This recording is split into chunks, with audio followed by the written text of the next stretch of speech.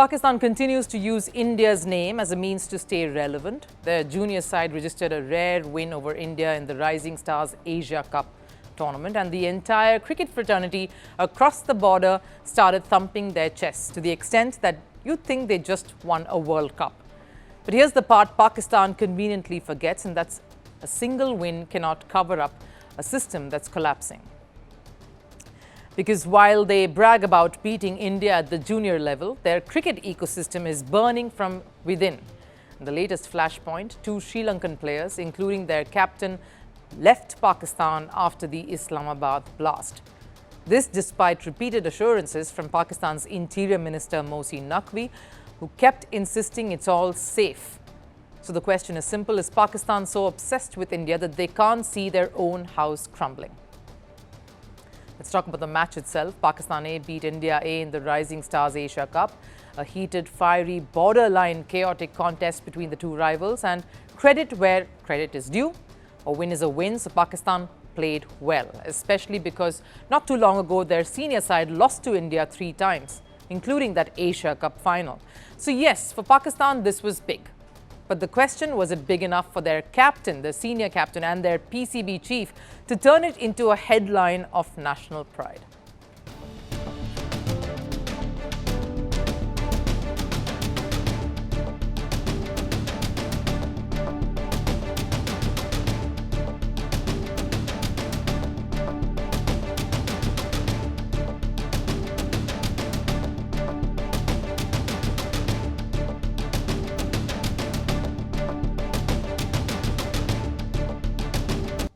A gentle reminder here, the Shaheens have not won the tournament. It was just a group stage match that helped them seal a spot in the semi-final. They still need to win 2 more games. They may even run into India once again, so maybe Pakistan should hold on to their horses, because one junior level win isn't going to solve a decade of deep-rooted problems.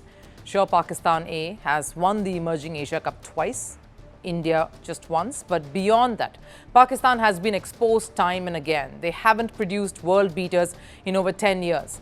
This was once the land of Wasim, Waqar, Shoaib, Misbah, Yunus, Saklain. The list was long. This was a side that terrified opponents. Can anyone say the same of the lot today?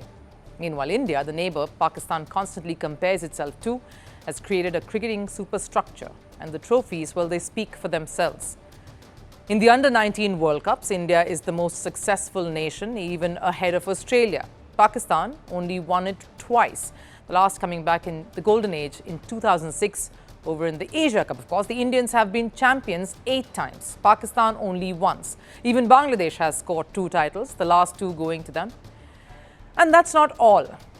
Let's get to the real issue here, the elephant in the room, terrorism. Pakistan has struggled for years to curb terror and ensure basic security details.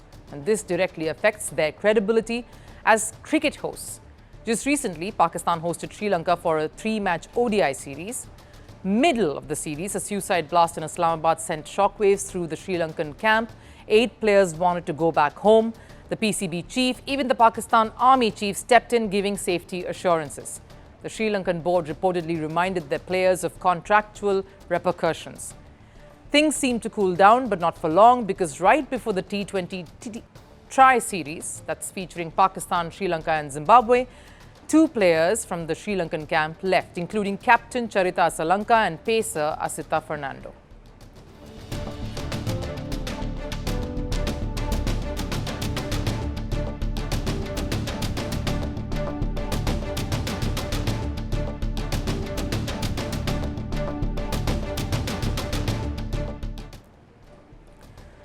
Well, that's the official reason, but the real reason? Pakistan knows, Sri Lanka knows, well, the cricket world surely knows. 2009, Lahore, the Sri Lankan team was attacked on their own way to the stadium. That incident shut down international cricket in Pakistan for nearly a decade.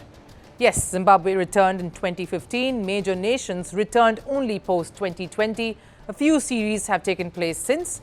The ICC tournament made a comeback this year via the Champions Trophy, but the Islamabad blast revealed the uncomfortable truth that the foundations are still unstable, and it doesn't end here. Internal politics, coaches complaining, players rebelling, former captain Mohammad Rizwan refusing to sign his contract. So while celebrating a win is always good, turning a junior level group match into a national victory parade, though, just shows how desperate Pakistan cricket can become. A single win doesn't change decades of decay. It doesn't fix terrorism. It doesn't fix infrastructure chaos. It doesn't fix pipelines. It doesn't fix governance. And nor does it give credibility. And it certainly doesn't fix a cricket system that is bursting at the seams. Pakistan can keep obsessing over India, but until they fix the chaos at home, one win here or there will remain exactly that, a moment, but not the momentum.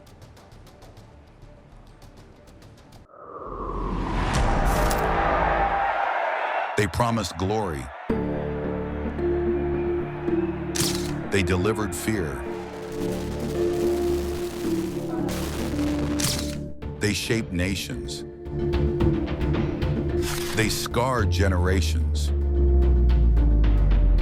From brutal purges to propaganda machines, from stolen power to violent falls from the throne.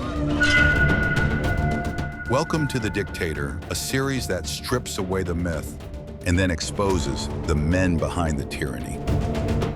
History remembers their power. Firstpost reveals their truth.